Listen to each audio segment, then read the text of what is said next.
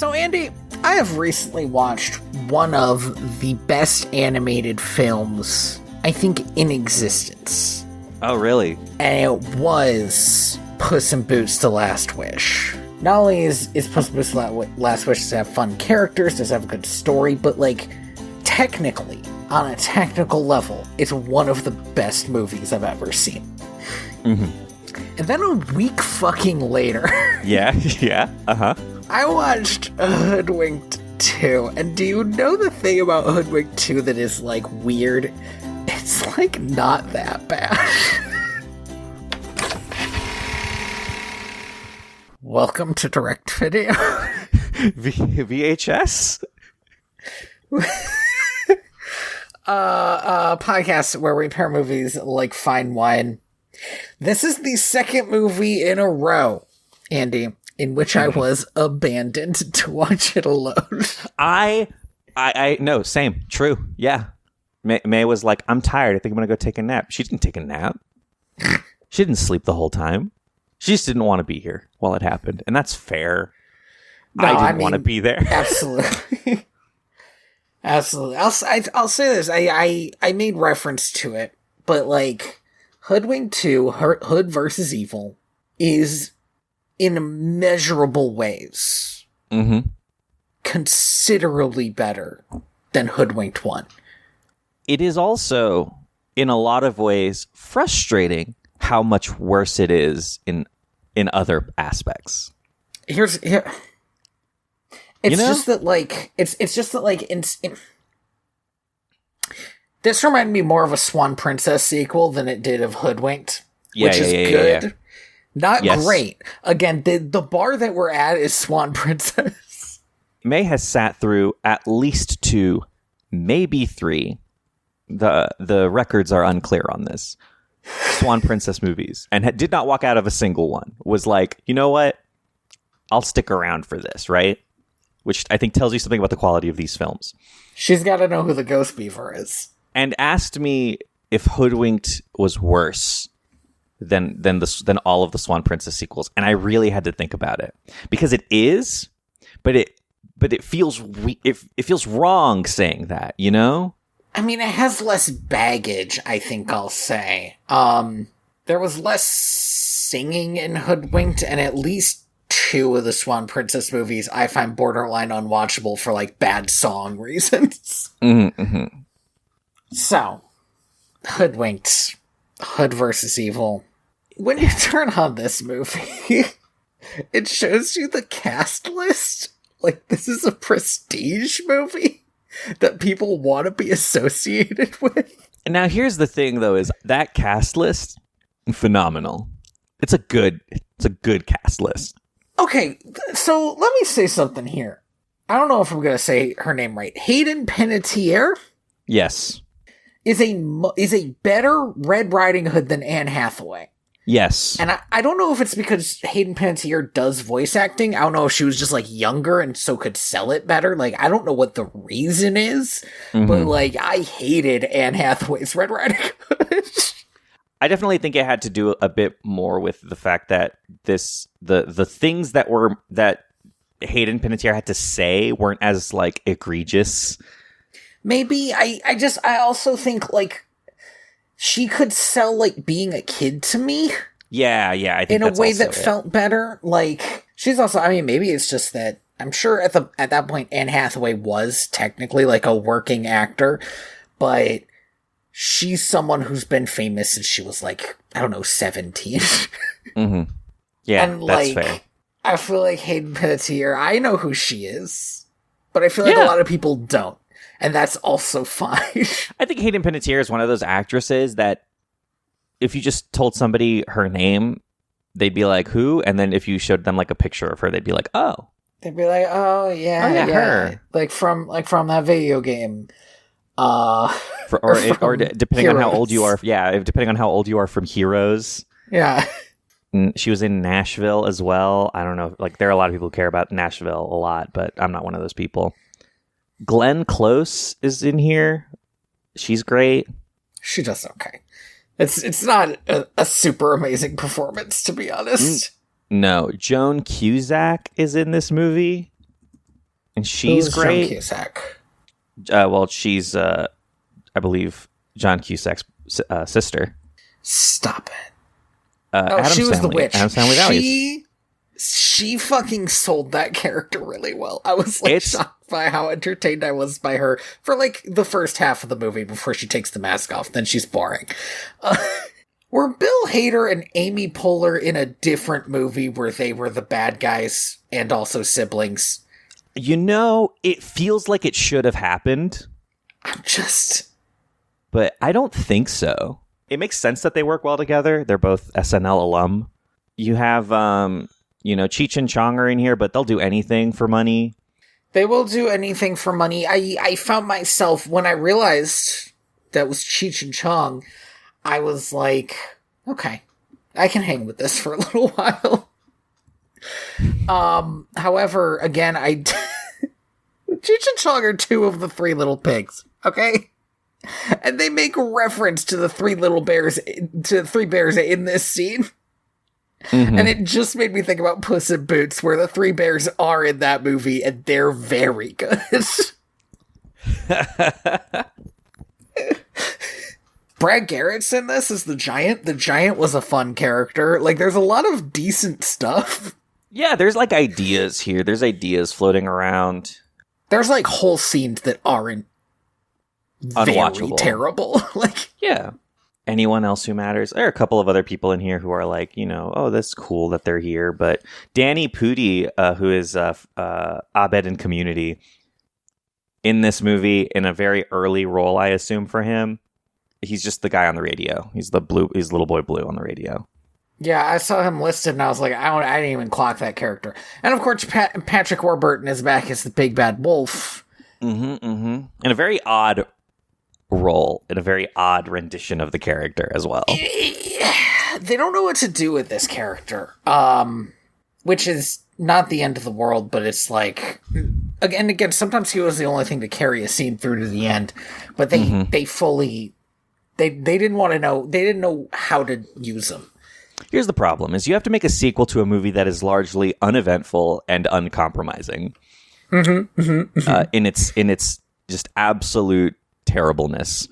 And so they had to give these characters flaws to fix. Now, when you make a sequel to a movie, you're already kind of in a boat where characters have ended the last movie theoretically in a place where they have, grown. And so it's already hard. But here, it feels like these characters are not the same characters at all from the first movie. They're in such emotionally different places that it feels like this is a prequel and not a sequel. They're weird. It's weird. If they wanted this to work, it probably could have been a TV show. Oh yeah. Like a Monster of the Week type thing where they have to face a new fairy tale thing every day. That might work. You get at least one season out of that idea. Yeah, but instead, okay. Instead, we start shooting tear gas at children. We sure do. I wonder if the whole reason Hansel and Gretel are evil is so you can forgive cops for shooting tear gas at them. They had to save them with the tear gas. Yeah. Here's the other thing. We don't need to belabor this point, but this is a world without guns. To the point where, people don't even, point weapons at each other, okay? They are trying to do this... Okay, so it starts with, there's a gingerbread house, little kid's been kidnapped by a witch, right? Yep. They are treating it as, a hostage standoff. But if they kicked down the door and just tackled the witch, she wouldn't be able to do shit because she's not holding a knife to them. She's not holding a gun to them. She doesn't even know that they're there. And they seem to think it's absurd that the wolf just wants to fucking get in there. Yeah, I don't understand there's 100 of them. What did they think is going to happen? Why are we just waiting around for her to stick them in the oven? Mm-hmm. I don't know. Anyway, so Patrick Warburton does some, dumbass disguise shit to try to save these kids. And everybody's like, no, don't do that. Don't do that. And he doesn't. And it tips off the witch as she flies out on her broom which has rockets on it. It sure does. With Hansel and Gretel each in their own bespoke birdcage. And so Granny and the wolf go after him. Red is not here because she is off doing training in a place that I kind of wished we hadn't spent quite so much time at because it made me very irritated. She's over in Kung Fu Panda for a little bit. So we'll get to her. Except Kung Fu Panda's good. Like, there's a slight difference. So good. Kung Fu Panda's a fun movie. So Patrick Warburton's doing his fucking level best to sell this scene, and I do appreciate it, but it is not super working. Here's what I'll say is that Patrick Warburton shows up to work, and he is working. It is unfortunate for him that the material is not that good sometimes. Yeah. But like I said, like, it has a better animation budget than the last one, and even that just helps sell these action scenes just a little more. So, Granny gets herself kidnapped, which is, I mean, she's supposed to be a badass, but okay, whatever. So you're like, okay, inciting incidents, Granny gets kidnapped, right? So now Red and the Big Bad Wolf have to team up. That tracks, I suppose. She gets kidnapped. He's like, this was all my fault, because it genuinely was. He seems to have a hard time deciding through the movie whether he is guilt-ridden about this or just a big dumbass who's going to keep doing the same shit over and over. Yeah. Like, the movie's trying to keep it light, but it wants him to have some characterization, and it can't figure out how to do both. So she's kidnapped, and then I guess we go into this fucking Kung Fu Panda-ass Marty McFly nonsense. Yeah, we find ourselves at the Sisterhood of Kung Fu Baking, which is the stupidest thing I've ever said in my life. Oh, Andy, don't sell yourself short. Thank you. This whole thing is, I don't want to talk about this too much, but there's like a scene where Red is like fighting an ogre, and it manages to be, or a troll, I guess it's a troll. I'm not really sure, actually. Yeah. But this scene manages to be both fatphobic, racist, and homophobic all at the same time, which is astounding to me. It truly is kung fu if you think about it. The degrees at which it fucking like punched me in the sternum. But essentially, Red is being trained by the Society of Bakers who trained her grandma, I guess, and we get a whole bunch of hullabaloo that doesn't matter. We get a pretty funny scene where a woman gets hit in the face by what do they call those things? Rolling pin? Rolling pin. I like that. I want to mention the Marty McFly thing. Oh, yeah, because this, I swear to God, will not come back. It kind of does, but since it's a fake out, I don't count it. Yeah. The troll ogre calls Red a chicken, and then she immediately is like, "What'd you say?" and goes to kick his ass and fails her thing because she's got to fucking keep her cool and deliver her cookies, I guess. And like, not only have they stolen this from Back to the Future, but they even stole the dumb thing that Back to the Future did, which was introduce this in the second movie for some reason. And it's just like, what are we doing? Why are we doing that? Because they don't. It doesn't matter. These characters need flaws, but the problem it's a terrible flaw. It wasn't a very shit-ass good in flaw. Back to the Future. The only reason it worked at all was because it stopped him from being maimed for life. That's how much you have to raise the stakes to make this flaw any good. And it sucks because like at the end of this movie, all of these introduced bullshit flaws don't get resolved.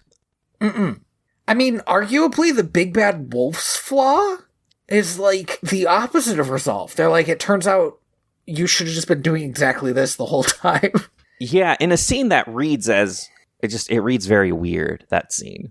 All the scenes read weird. All the scenes read weird. There is some I hate that I enjoyed this joke because it was one, a modern reference, which I hate in these kind of things. and two very clearly ADR'd in, like, hey, we need a line here. Yeah. One of them says they're trying to keep their secret recipe away from the Food Network, and there's an ADR line from fucking nowhere that somebody goes, yeah, Rachel Ray's the devil, and I don't know, that got me. I also really liked that. I thought that was really funny. And I got mad because I was like, where did this even come from? Yeah, listen, I don't like Rachel Ray either, like, but I had to look her up to make sure there wasn't like anything like. Yeah, I don't know if there's anything going on in the year of our Lord. I don't think so. I think she's just like not that likable a person.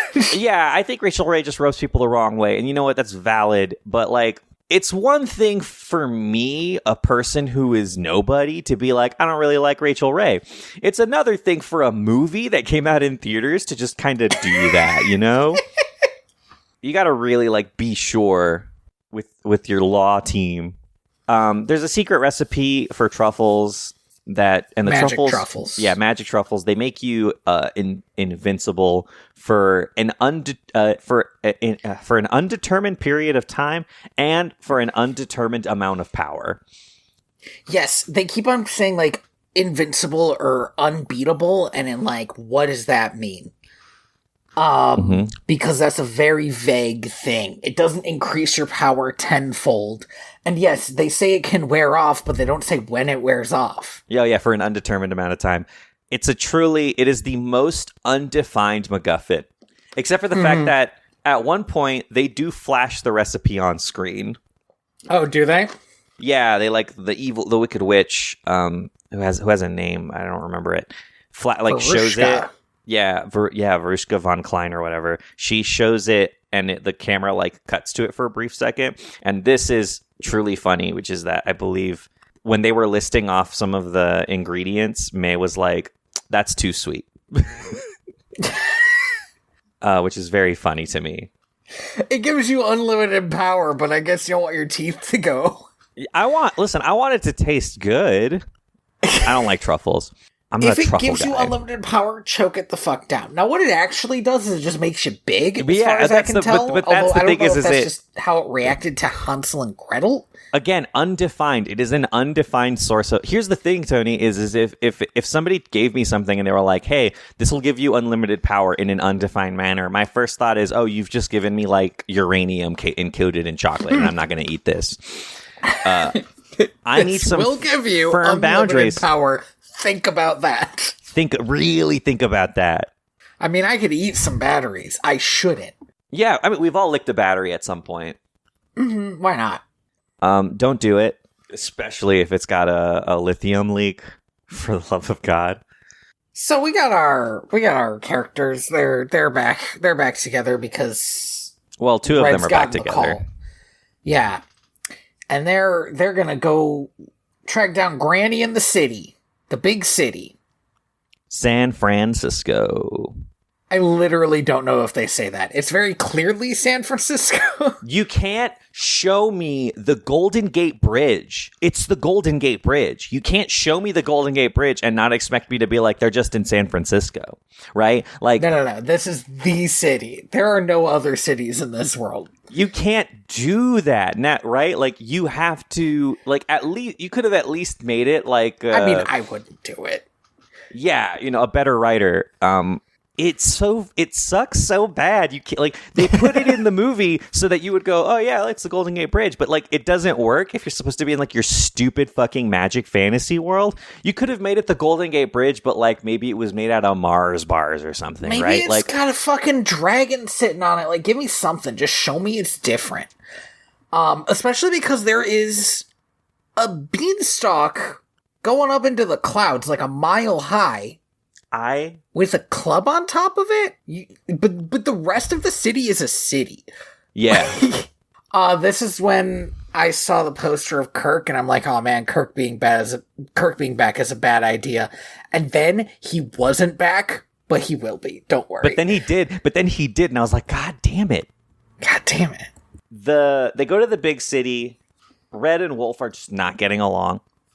For a really bullshit reason. I don't think at the end of the first movie they were like, friends, they still kind of like didn't like each other.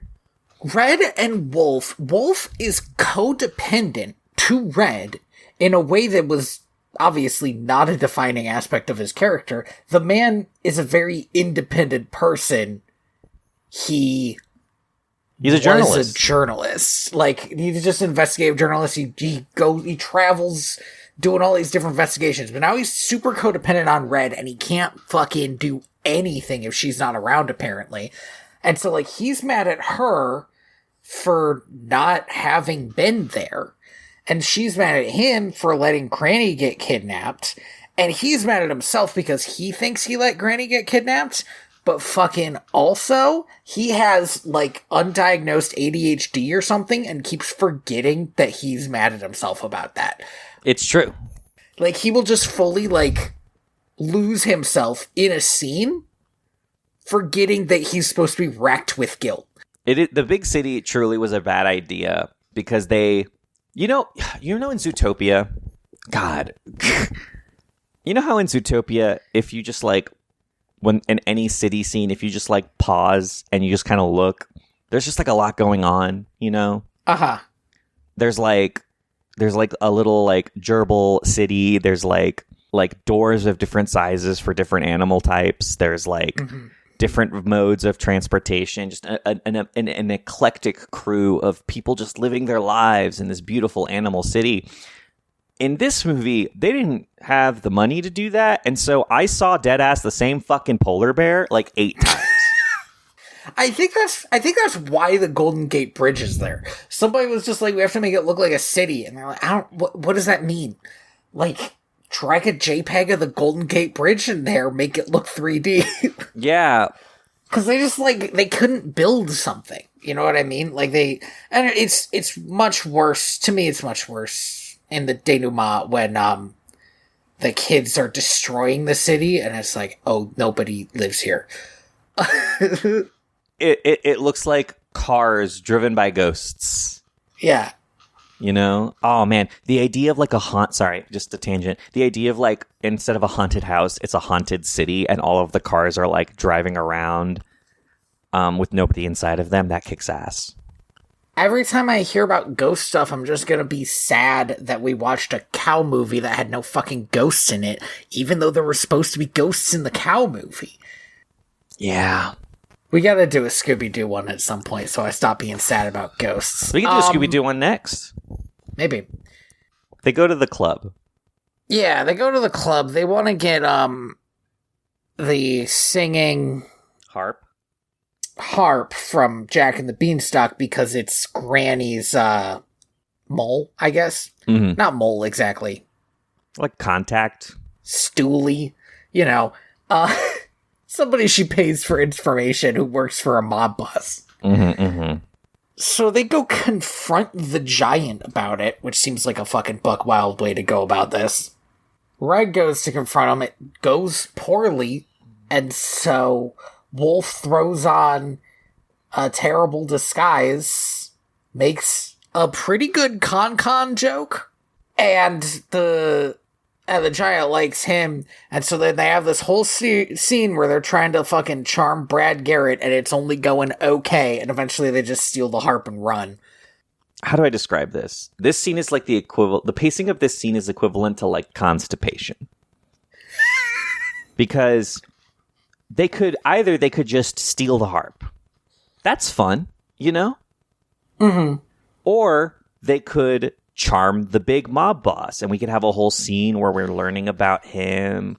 I hate to bring Zootopia up again, but you know, like but that happens in Zootopia, and that's fun.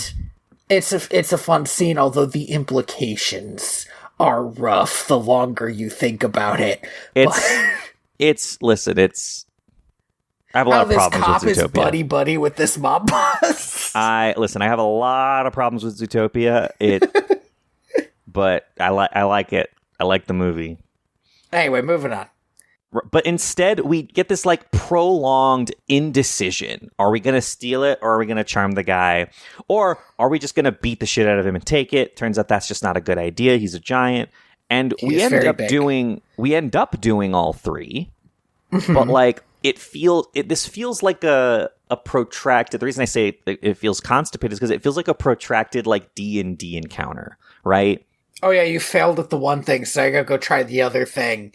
But like, they failed to charm the giant, but the DM's gonna give them one more roll. and then the rogue is like, I'm just gonna steal it. Yeah, fuck this. In D&D, what can you do? Everyone at the table's stupid. Like we all become commensurate 5-year-olds the moment we have to role play in a fantasy world. That's not anybody's fault but D&D's. But in a film where you're in complete control, why did this happen? Somebody should take a second look at this script. Right. 3 people looked at this script. Sorry. 3 people looked at this script. 4 people looked at this script. And the fact that it exists like this tells me that every single one of these people needs to get a different day job. So they get into this chase fight scene or whatever, and Red gets mad at Wolf, and Wolf gets mad at Red, and I guess he quits. I sort of forgot this happened, but it's in my note. That my next note is Red walking around the city is very lame, because I think she just sadly walks around the city like trying to find some dumbass thing. She's doing. They do like a bit where they go to an asylum. Oh my god! Yeah, you know what? I forgot about this because I couldn't care less. I don't need a Silence of the Lambs reference with the very stupid bad guy from the last movie. I just didn't need it, and I think I totally forgot about it. No, it's truly stupid. I'm looking at I want the audience to know that I am looking at a Wikipedia summary of this movie to remind myself of what happened, because like I said, this movie is mercurial. It will slip out of your brain and only leave behind a little bit of lunacy. So it's the bunny from the first. Don't put mercury on your brain. Don't put mercury on your brain. They see the bunny again. I forget what the fucking bunny's name is. The bunny's like, I'm still evil and I still hate you guys. I think it's something like fucking Bun Bun or something like something stupid. Boingo is his name, played by Andy Dick. Came back for this one, huh? So they find out that Boingo has been the kind of go-between for the witch and all of these ingredient heists. I don't know why you couldn't just go to the store and buy them. For all of the ingredients that they need to make the magic truffle, if you all want to remember why they're doing any of this at all. And then at the end of that scene, find out that the cleaning lady was actually the witch the whole time, and she flies away. But before she does, obviously she was. Yeah, right. I know. You see her from the back, and you're like, "That's the witch. They should go get her." Yeah, the wolf. I don't understand why Red is like, I should have recognized her. No, you shouldn't have. You're the only character in this movie who doesn't know what the fuck she looks like. You know who should have recognized her? The guy whose whole thing is disguises. The wolf has only seen her from the back, and all he sees is her back. It sees that big old beehive, do? Dead to rights. By the way, we didn't mention this, but it feels important. Granny was kidnapped because she knows how to make this. Oh, yeah. Truffle. And the threat that the witch has is she's going to kill the kids if Granny doesn't make the truffle. Mm-hmm. This, as we've already mentioned, Hansel and Gretel are evil, which is the only thing you can do with Hansel and Gretel in this kind of movie. So, like, obviously they are. They are committed to breaking and entering. Like, they have to be evil. You know there's going to be a twist. Yeah. Because this is literally like a twisted fairy tale style movie.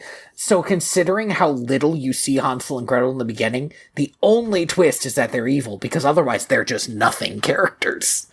And yeah, otherwise Bill Hader and Amy Poehler were paid a lump sum to do nothing, and that's insane. To not just sit around in front of a microphone like, do I have any lines? You just want me to do a funny voice for like 30 minutes? That was a really good Bill Hader. I'm really proud of myself for that. Amy Poehler was in Parks and Recreation, right? Like, it feels such a waste of talent. The witch escapes. I mean, escapes is the wrong word. She leaves in a dramatic fashion, right? And when she does, she rips off her uniform. I don't know why, but on the uniform is like a tag with like an initialism on it. And so Red is sadly walking around the city like showing this to people, but the bit is that every company in the city has those initials. But Red and Wolf also get into their big fight. Ooh. Oh no. It all comes out. I mean, I guess it kind of does. It really just kind of comes off as Red, like, really, like, putting Wolf down a little bit. She puts Wolf down a little bit. Again, he remembers, oh yeah, I'm supposed to be mad at myself about Granny getting kidnapped. And so he's like, yeah, you know what? You're right. And he leaves. And he goes back to his trailer that he lives in. Mm-hmm. Big missed opportunity for a joke here. He should have lived in a brick house. That would have been fun. They never tell us why the pigs hate the big bad wolf. I mean, Tony, we know why. No, we don't. Because this is not that same character. Did he write a like... Were they, like, gentrifying a neighborhood and he wrote an article and it tore their houses down? What happened? Oh, man, you know what would have been a good one is if they were doing, like, housing scams. They were building, like, a ton of houses for cheap for the city. That's a thing that happened in El Paso, where I used to live. That would have been good. Insurance fraud. That was something... I know a lot of people have pointed out this scene, and it's with good reason. But in Tintin, when in the Adventures of Tintin, when he pulls out just like a real gun, that happens in Tintin. Yeah, we watched the movie, Tony. You and I did not watch Tintin. Did we not? Well, I've seen it. Tintin. The Adventures of Tintin. It's by Steven Spielberg, directed by Steven Spielberg. I did not know it was a Spielberg movie either. Wow, that's but amazing. It would have been when everybody was done with Spielberg. It's fantastic, by the way. It is genuinely really good. But at one point in that movie, Tintin just hold like a gun, like a gun-ass gun, and it's so jarring to be in this. All right, wait, just curious, just out of curiosity here, Tintin's the kid, or yeah, the well, dog? he's not a kid. Tintin is the young man, but he is not. He is a journalist. He's not a boy. He's just a very young man. It was important to me to know if the dog pulled out a gun. Or that would have been even better. Like in a very good TRPG recording of them doing Scooby-Doo that I watched once. Rocked and roaded. Good shit. Good shit. No, the dog's name is Snowy. A shame. But okay. It's a good movie. It's a really good movie. I really enjoy it. But it is jarring to see, like, you know, a bunch of cartoon characters, like, in this whimsical adventure, all of a sudden just, like, have a gun. And you're like, whoa. Tintin is one of those weird comics that, like, it takes place during, like, the height of British colonialism. Mm-hmm. So, like, it's a weird time all around, but... I bet you that a lot of Tintin comics are unreadable by modern standards just for, like, casual racism and bigotry. 100%. I have heard that they're good, and but they're also in French, which adds another layer of, like, unreadability because the French are so weird about their racism. I had a similar feeling when... Wolf is in his trailer home and he goes over to talk to Twitch about the squirrel. By the way, the squirrel's in this movie. Its name is Twitch. Yeah, I knew we were gonna have to say it. We hadn't mentioned Twitch at all because he's basically like Wolf's familiar. He's not enough of his own character for us to really talk about. Wolf's Damon. Yeah, it's Damon. And then the three pigs show up and they pull out a bazooka, like a fucking HIMAR, and just fire it into the wolf's trailer and blowing it to smithereens. And I had a very similar moment where I was like, this is a different movie. The amount of brutal, unnecessary, wanton destruction that these pigs are bringing to the table. Later, they will raid the agency that they all work for. This happens right about this time. Yeah, it happens about the same time, because it's a coordinated attack. And nobody is hurt in that attack. They just, like, apparently knock over some stuff and grab some sheep or something, because everybody's fine later. I do think they kidnap all the sheep is the thing, which is very funny. Those are Bo Peep's sheep. Which that's what they say, but then I see the sheep later, so you can't just say shit. God damn it! Like they're there at the end, and I was like, "Where'd they all come from?" I thought everybody was kidnapped. That reminds me of the only joke in the movie that made me laugh out loud, which happens earlier when Red goes back to the agency when she finds out that her grandma gets kidnapped and walks in on Wolf telling Bo Peep, I'm not saying they shouldn't work here. I'm just saying they look delicious. Yes, he does say that. Which really got me. Yeah, there's a coordinated attack. The entire happily ever after agency is destroyed. All things considered, this is like too well planned an operation, particularly to have gone under the radar to the extent that it seems to have. Maybe the DEA is very bad at their jobs. So Wolf's trailer is destroyed, but he was in Twitchy's trailer. So they fucking book it, and they narrowly avoid getting blown up.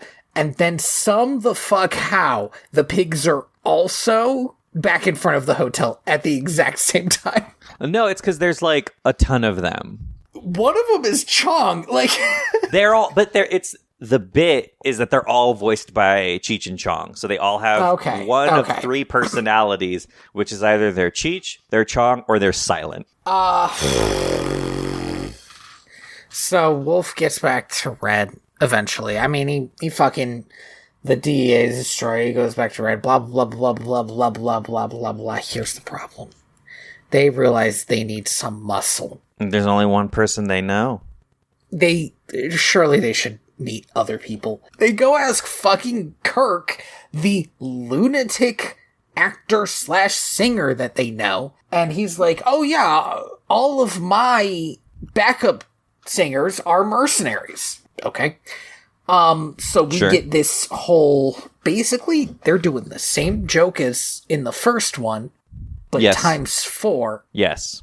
All the yodelers beat up the pigs, and luckily the yodelers are not on screen for very long, and they get upstairs. I genuinely thought that this movie might forget that they don't know that Hansel and Gretel are evil, but it doesn't.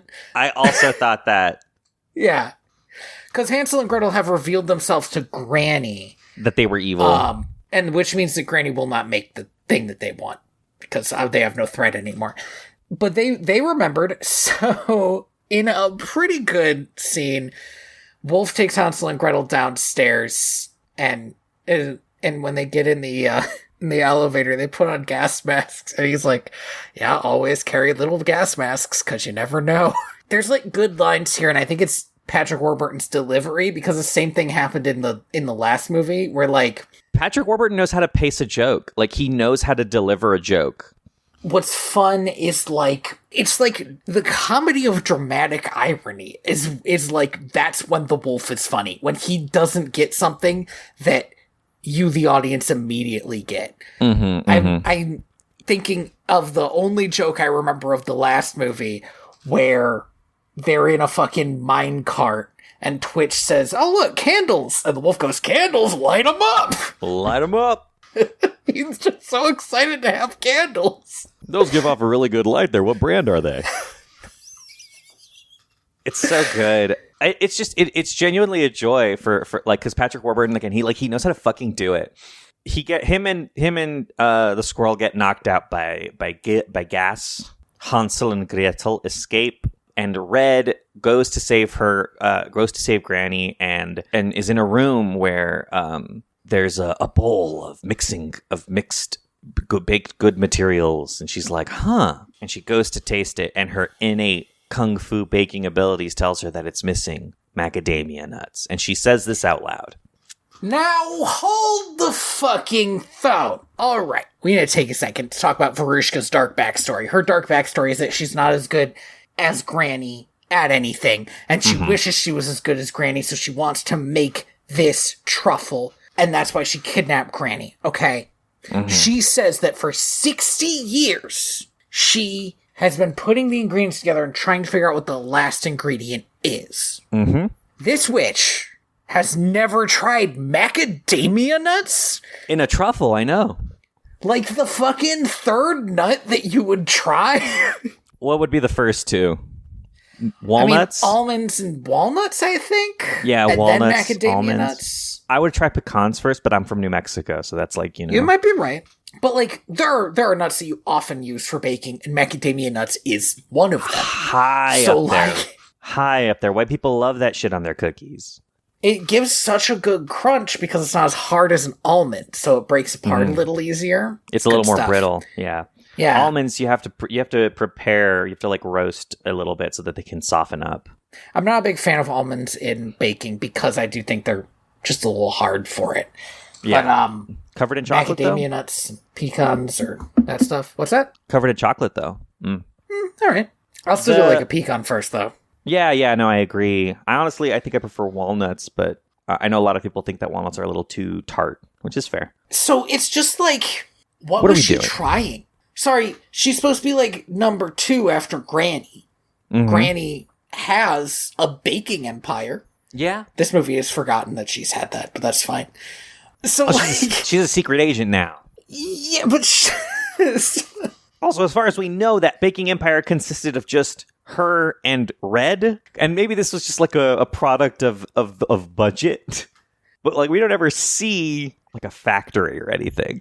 They couldn't have come up with an ingredient that I could buy that she had not tried. So they probably shouldn't have that line in there, but the ingredient they came up with is a fucking normal ingredient. It is the most normal ingredient.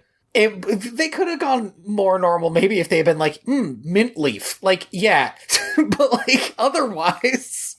Or even just like, this is a thing that weirds me out as like a non-baker, but a little bit of salt. Oh yeah. It just needs a pinch more salt. Just needs a little. Actually, that would have been fucking great. I would have enjoyed that. Because that's a joke that's like based in knowledge. Right. I don't know if I would have added a pinch more salt to it. I can never tell when something needs a little more salt. I hate it whenever somebody tells me that you need to salt and pepper to taste. I don't know what that means.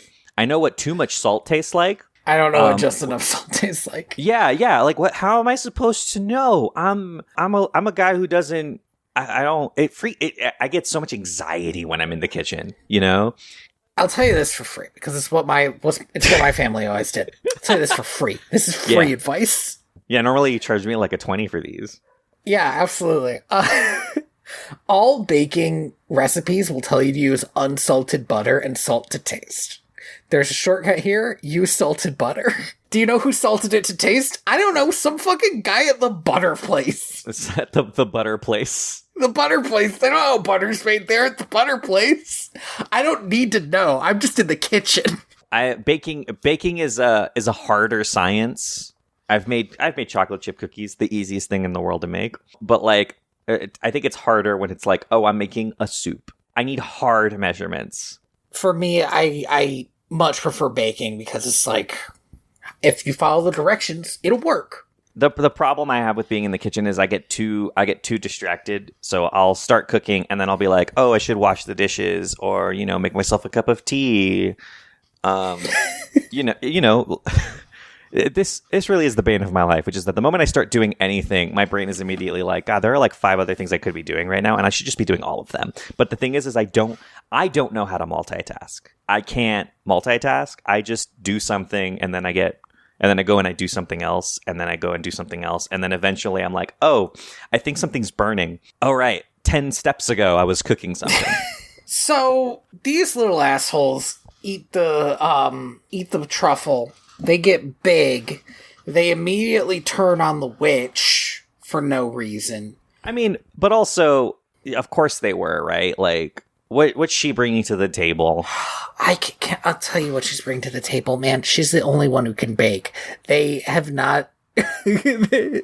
They have not said that they can bake. It doesn't seem like they have the ability to bake, and they have said that they're going to start like a evil empire of baking goods now and just sell these to a bunch of people. That's literally the plot of the first movie. What the fuck?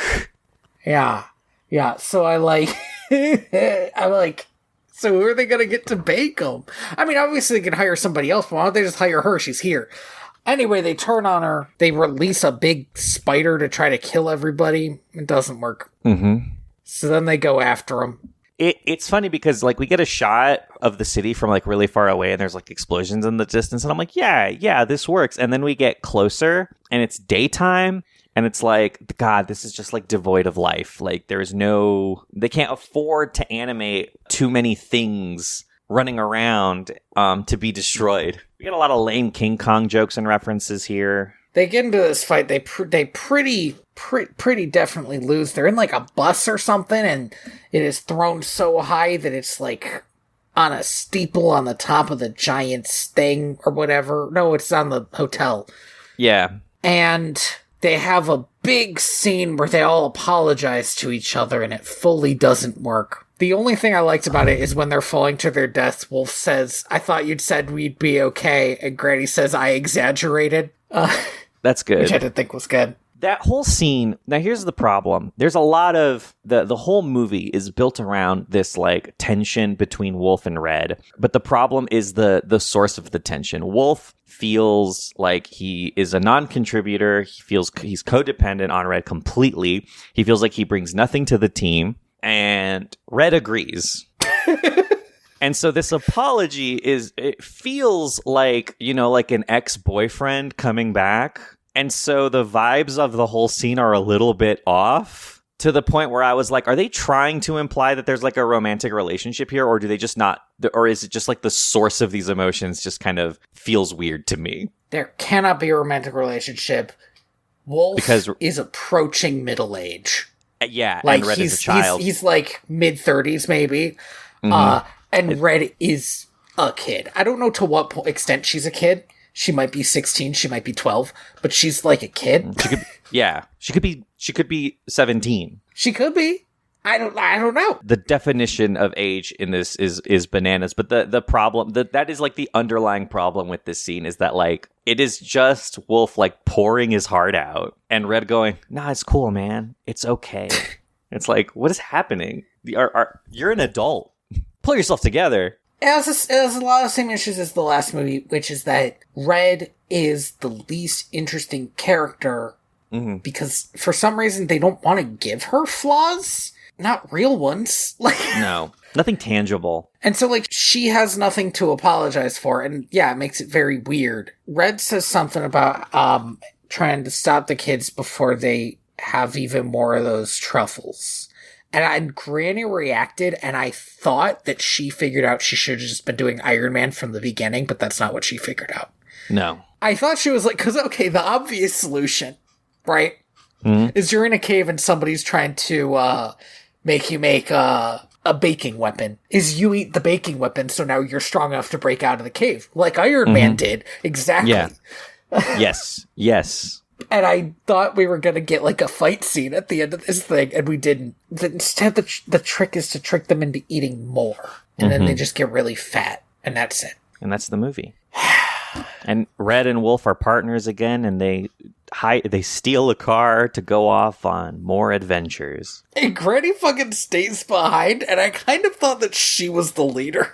But instead, her and Vrishka or whatever... Varushka?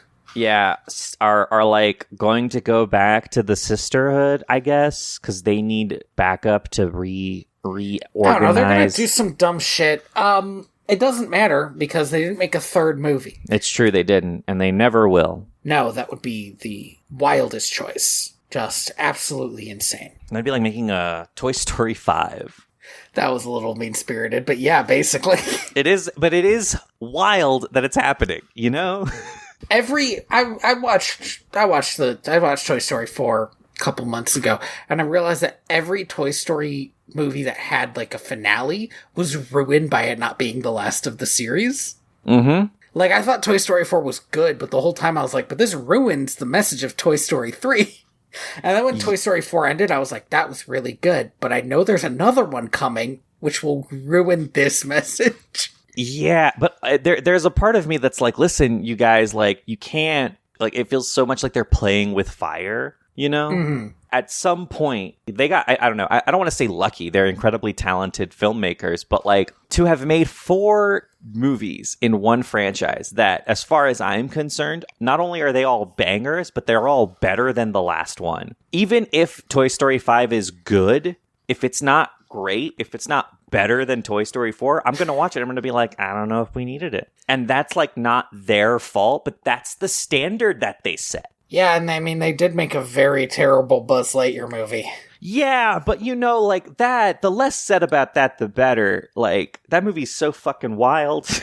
How, not only in how bad it is, but also in how devoid of context it is. I think a lot about that movie, about how many Toy Story references are in it, but how very few Buzz Lightyear references are in it. Yeah. I think a lot about the opening line of that movie that claims that this was the origin of the character of Buzz Lightyear, when it so clearly is not. This is a retrospective. Yeah, it just doesn't make any sense. Anyway, the point is, Hood vs. Evil was almost okay, but genuinely quite bad. And you never have to watch it, because we did, and now you have an opinion on it for some reason. Like a real fool. Real fool. Yeah. I don't know why this is the energy I'm bringing. I guess I'm a little punchy from having watched Hoodwinked 2, Hood vs. Evil. I want to bring something up, because we talked a little bit about how the animation in this movie is better. Mm-hmm. But there is one problem that this movie consistently has throughout the entire film. The lip syncing in this movie is abominable. It's so bad. There are multiple scenes in which characters are talking and their mouths basically aren't moving at all. They just kind of open a little bit. And the reason I bring this up is because this movie had a budget of $30 million.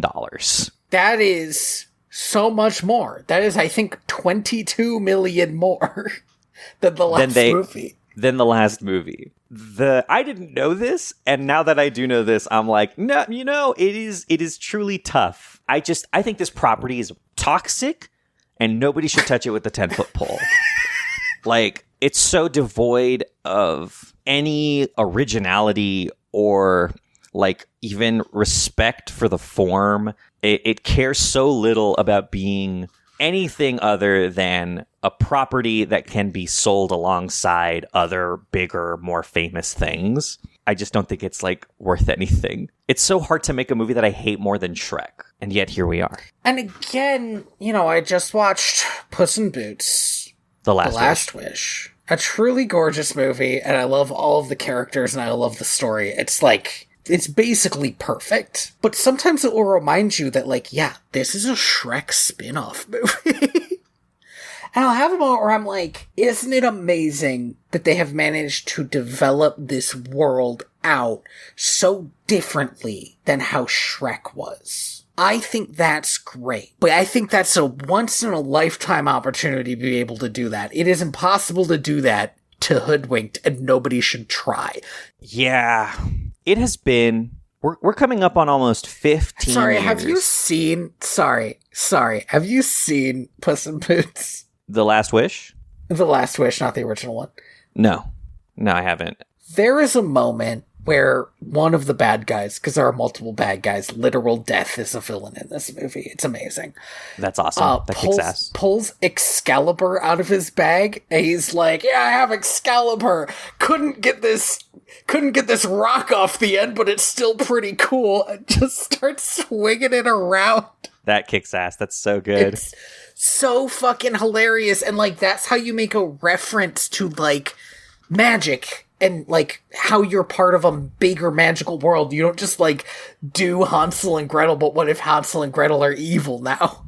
This is the second worst movie featuring Hansel and Gretel that I have ever seen. Oh my god, I forgot about that. Jesus Christ. Man, you want to know something crazy? Yeah. It's been almost 15 calendar years since the last Shrek movie. It has not. Good lord. Shrek Forever After came out in 2010. It's weird that was the last one. No, I guess it's not. I guess it's weird because the internet exists. So Shrek, oddly, is in the zeitgeist almost as much as fucking Garfield is. Well, and we are getting a new Garfield movie. Yeah. Aren't we? Yeah, no. Or did we already get a new Garfield movie? I don't think it's out yet. I think somebody would have talked about Chris Pratt's, I assume, bad performance as Garfield. Okay, it's coming out May 24th of this year. That's insane. That's so soon. I don't want to watch it, please. Please and thank you. I'm looking at the cast list for this Garfield movie, and everybody who isn't Chris Pratt is truly a get. Like, Samuel L. Jackson's in it. one of the angry people from Ted Lasso's in it. Ving Rhames is in it. I'm like looking at this cast list and I'm like, you know what? But also, you know, I feel like this franchise, Hoodwinked. Mm. Now I look at this list and I go, yeah, these are all good people, but that means that the movie's probably gonna be bad. Yeah, it really locks that into your mind, huh? That, like, well, maybe they got a bunch of good people because they know it's not gonna be any good. And, like, I genuinely think that happened with the Mario movie. You can't just have one Jack Black song and make it a good movie. It's a good Jack Black song, though. They either need to put more Jack Black songs in it. The Mario movie should have been about Bowser. Full stop, because that's the character that Bowser has so much more character than Mario throughout the games. Mario is not interesting by himself. That is true. The problem with the Mario movie, as far as I know, is that it's basically just a bunch of references to the games, but each Mario game changes the world so much that if they really wanted to make it good, they wouldn't have made it references to games. They would have had him turn into a fucking elephant or something like he does in the most recent one, because that's just some dumb shit that you're allowed to do in Mario World. It kicks ass so much, that game. That game is so good. But, like, there's originality there that there isn't in the movie. That's also the other problem, is that Mario is so, as like a piece of animation, right? I feel like when we talk about video games, we don't often talk about the animation, but, like, of all the video games that have really defined themselves by having top-notch animation, you play a Mario game, and the animation of Mario is so ingrained, like how he moves, how he runs, how he jumps, that I have seen people put those animations into other games, and I'm like, that's Mario. That's a Mario animation. Like, that's how... just Mario. Yeah, that's how familiar it is. And how do you translate that like inherent understanding of movement into a film? I do not have an answer for this, if that's what you're wondering. No, I don't think anyone does. Yeah, God, you know, I think one of the best thing about Hoodwinked and Hoodwinked 2 is that they were so bad. They were so boring and devoid of content that this might be one of the few things in my life that I can forget. You'll never be reminded of it. Like, there will be nothing to remind you that this exists. Mm-hmm. Unlike Shrek. Unlike Shrek, there's a lot of things to remind you that Shrek exists. Mm-hmm. Thank you for listening to Direct to Video VHS. I have been your host, Tony Robusto. I have been your host, Andy Reyes. You can find me at Theater Bats on Blue Sky and at inspiredbytrueevents.org. The Kickstarter that my story is in is still going on. Hell yeah. Get on it. It's 100% funded, so it's definitely happening. But if any more money goes to it, then I get paid more. Get on it. Yeah. So, here's what I'm going to do. If you send a receipt to mail@direct2.video, I'm going to save everybody who sends me a receipt to that, and then I will send you an audiobook version of the story that I'm doing. Oh, hell yeah. I wanted to make an audiobook version anyway, so it's a good way to make me do it. Andy, where can they find you? They can find me at also at direct2.video, obviously, here, but also you can find me at timehonoredpictures.com, a project in which me and my partner are trying to watch every Academy Award-winning film in chronological order, that has won Best Picture and Best Director. It is more historical, I think, than this. So, you know, go check it out if that's what you're interested in. Sorry that I didn't teach everybody about the fall of Rome in our Hoodwinked episode. You know, I forgot that was my job. I gave you the layup. I brought it up. I was like, now Tony can talk about the year of the three emperors, and we're good. And you didn't. All right. I hope I got that reference right. I mean, that's just the project as a whole is a little bit less focused on, you know, goofy shit. Yeah, it's less focused on goofy shit, you know, and more focused on just like, you know, what is this movie doing to you? Did somebody lie about what a Welsh countryside is like? Yeah. Like, weird historical shit like that. So next time we're going to watch Scooby-Doo on Zombie Island, huh? Yeah, I'm really excited about this. I think it will be a release. Okay, one more time. Don't forget to pledge to A Summer of Sci-Fi and Fantasy Volume 3 on Kickstarter, and then email me about it, mail@direct2.video. Hell yeah. And thank you to Scott Buckley Huge for thanks. our theme song, Homeward. which should be playing right now. Oh my gosh, I hope so. Unless we start talking for like 5 more minutes, then what are we doing, Andy?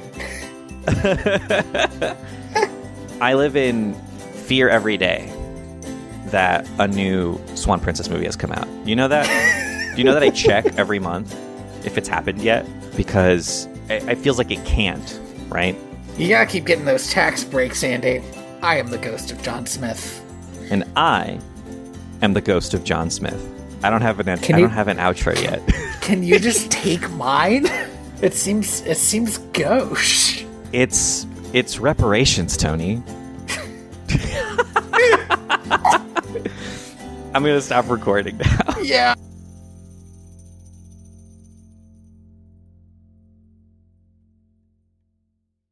Unlike you, I have not watched anything good recently. In the middle of watching Hoodwinked 2. Oh, I was watching it on YouTube, by the way. It's free with ads. Oh, okay. I got it from the library. Your local library is the place where you can go to get Hoodwinked 2, Hood vs. Evil. And also, Puss in Boots: The Last Wish. Truly a wonder. If you were to pick one movie that was sort of stuck trying to outgrow being just a big Shrek reference, you would want, again, one of the best movies I have ever seen, and not Hoodwinked 2. That is evil. That valid and true. I didn't skip a single ad, Tony.